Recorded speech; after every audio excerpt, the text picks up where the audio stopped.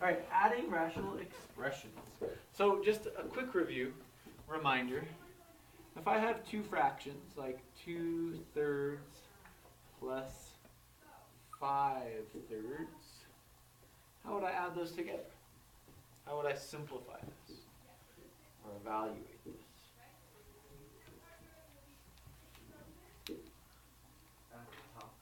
Yeah, add the numerators. So 2 plus 5 is 7. And what happens to the denominator? Stays the same. So add the numerators, denominator stays the same. As long as I have the same denominator in each fraction that I'm adding. Okay. And for today that you will. I'm not going to give you problems today that have different denominators. Not today, but tomorrow. Okay, so let's do kind of a slightly more complex fraction. What if I had something like this? 2 over 3x plus 1 over x equals. Do I have the same denominator? I do have the same denominator, and my denominator is 3x. 2 plus 1 is 3. Am I done? Yeah, I can then cancel a 3, right? So you can see what's going to happen with these is you add two things together, and then you're to that phase of simplifying the denominator.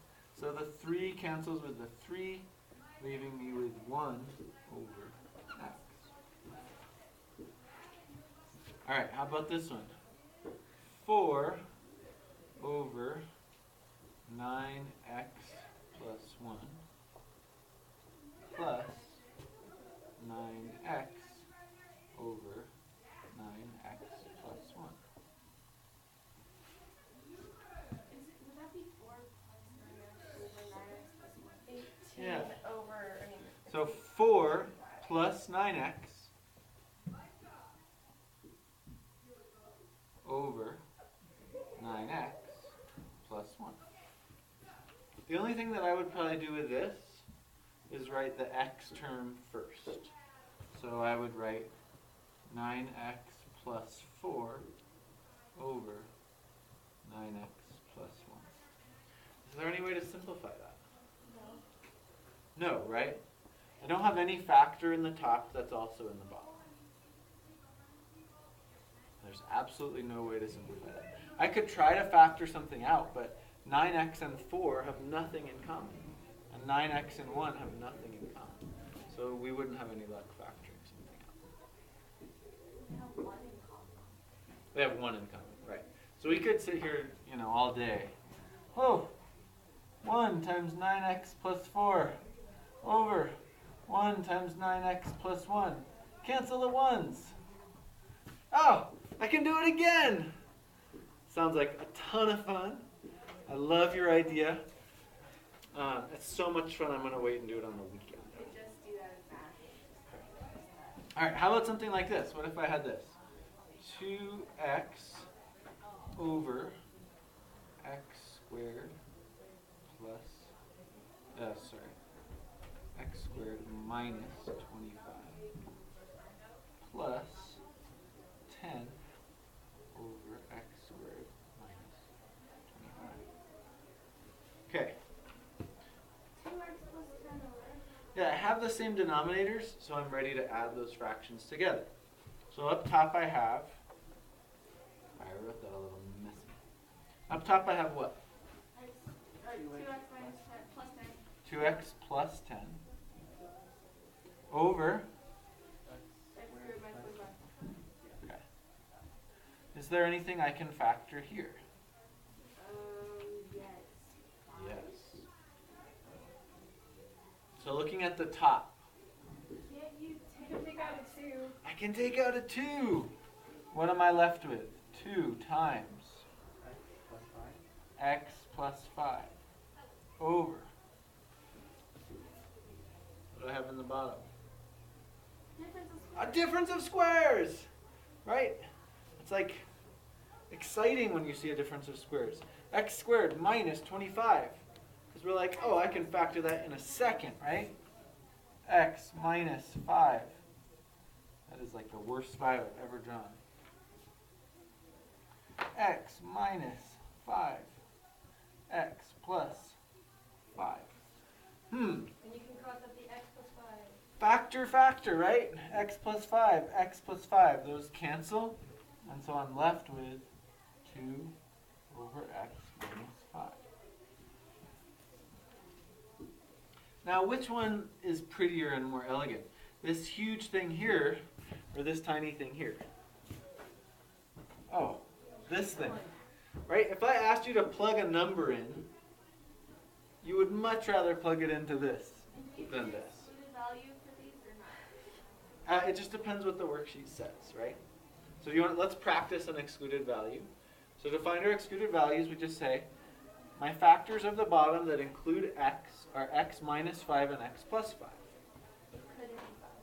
So x minus 5 cannot equal 0. X plus 5 cannot equal 0. And this is just like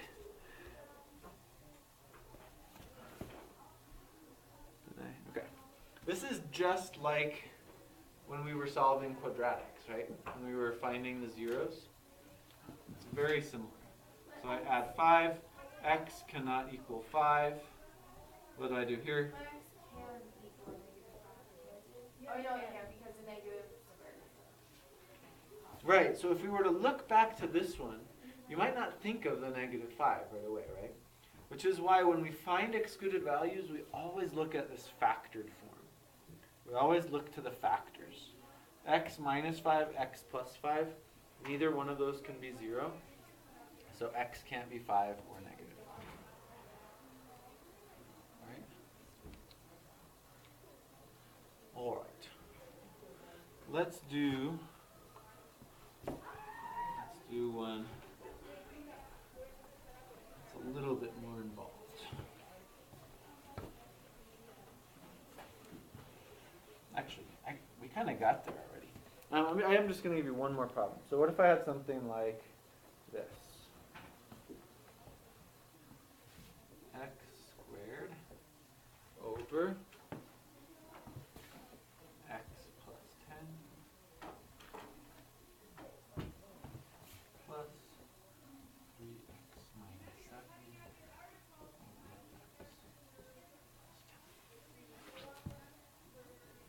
All right, first question.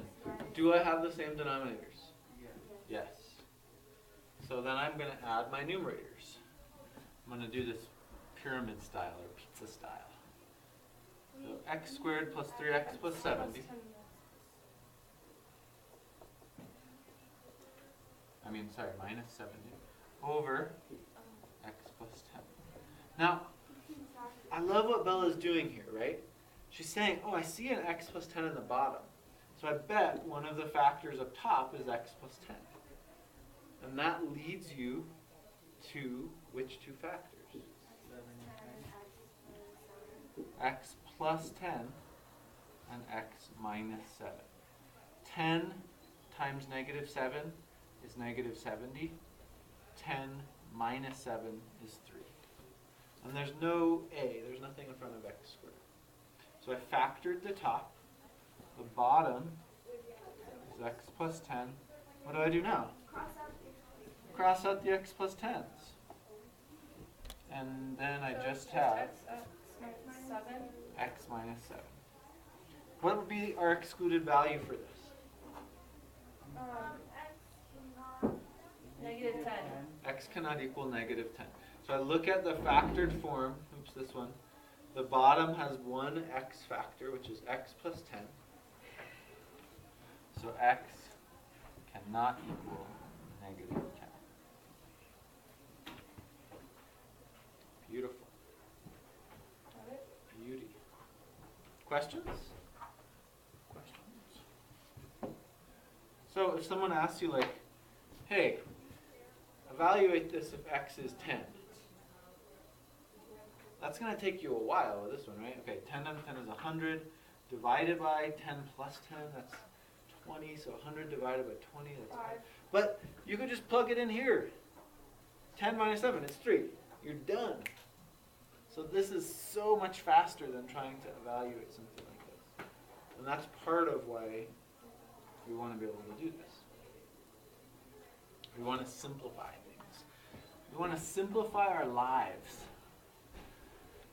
Make them more efficient. All right.